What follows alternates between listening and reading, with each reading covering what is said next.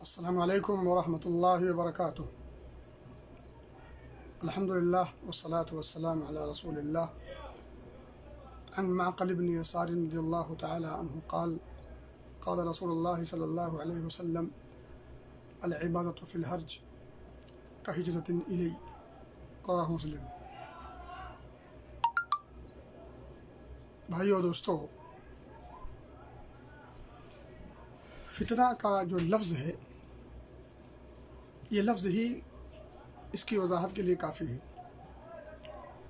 فتنوں کے دور میں لوگ عام طور پر اللہ رب العزت کی عبادت سے کٹ کر ادھر ادھر کی باتوں میں اور لوگوں سے اختلاف کرنے میں، قیل و قال کرنے میں، اور اسی طرح سے ان تمام چیزوں میں پڑ جاتے ہیں جس کا نہ تو دنیاوی طور پر کوئی فائدہ ہوتا ہے، نہ دینی طور پر کوئی فائدہ ہوتا ہے۔ اگر کچھ نہیں کرتے تو وہ نہیں کرتے کہ اللہ رب العزت کو خوش کرنے کی ادائیں، یا اسی طرح سے اللہ رب العزت کو خوش کرنے کے لیے کوئی کام کرے۔ بہت کم اور تھوڑے لوگ ایسے ہوتے ہیں جو فتنوں کے دور میں، آزمائش کے دور میں اللہ رب العزت سے لو لگاتے ہیں۔ بہرحال فتنوں کے دور میں عام لوگوں سے ہٹ کر جو خاص لوگ ہوتے ہیں، خصوصی کام اللہ رب العزت کی عبادت میں کے لیے جو دوڑتے ہیں، انہیں نبی مکرم صلی اللہ علیہ وسلم نے بڑی عظیم خوشخبری سنائی ہے۔ آپ نے فرمایا العبادۃ فی الحرج، کہ فتنوں کے زمانے کی عبادت، فتنوں کے ایام اور اوقات کی عبادت کہجرۃ الی، صحیح مسلم کی روایت ہے، میری طرف ہجرت کرنے کے جیسا ہے۔ یعنی ایک انسانی ثواب کے حساب سے، یعنی ایک انسان کو اتنا ثواب ملتا ہے عبادت کرنے میں فتنوں کے دور میں، جیسے گویا کہ اس نے ہجرت کی ہو اللہ کے رسول صلی اللہ علیہ وسلم کی طرف۔ میرے بھائی دوستو، اس حدیث پاک کا معنی اور مفہوم آپ کے سامنے ہے۔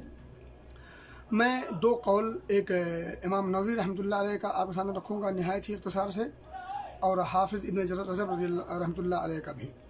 امام نووی رحمۃ اللہ فرماتے ہیں کہ المراد بالحرج الفتنہ و اختلاط امور الناس، کہ حرج کہتے ہیں فتنے کو، اور اسی طرح سے لوگوں کے معاملات میں بلا وجہ پڑھنا، لوگوں کے معاملات میں بلا وجہ پڑھنا، یہ بھی حرج کہلاتا ہے۔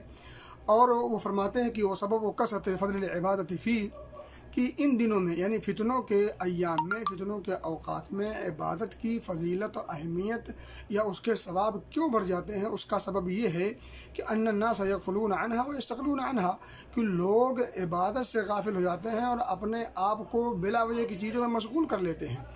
ولا يتفرغ لها الا افراد، اور عبادت کے لیے خاص کرنے میں یا عبادت کے لیے وقت نکالنے میں بہت کم لوگ، چند لوگ ہوتے ہیں۔ اور یہی وہ وجہ ہے کہ اللہ کے رسول صلی اللہ علیہ وسلم نے ایسے لوگوں کے لیے خوشخبری سنائی ہے۔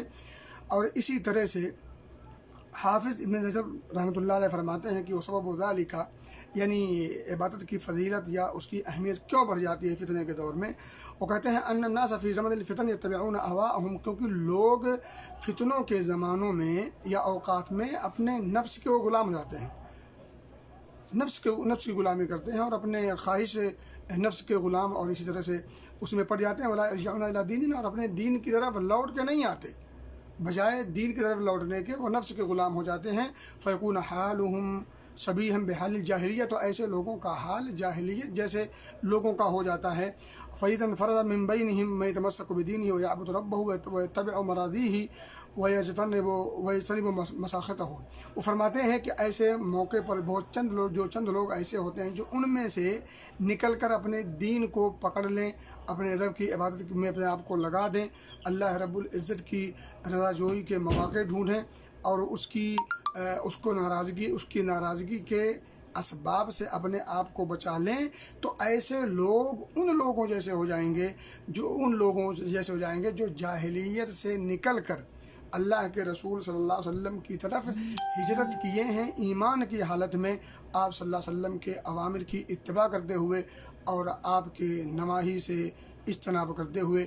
یہ حافظ ابن رجب رحمۃ اللہ علیہ کا قول ہے، اور یہ چند باتیں تھیں جو فتنوں کے دور میں میرا خیال بہت ضروری تھیں۔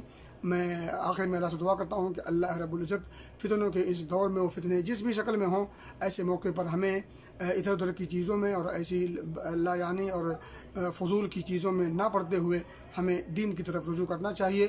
اللہ رب العزت سے لو لگانا چاہیے، اس کی رضا جوئی کی تلاش اور اس سے اس کی ناراضگی سے بچاؤ کا ذریعہ اپنانا چاہیے۔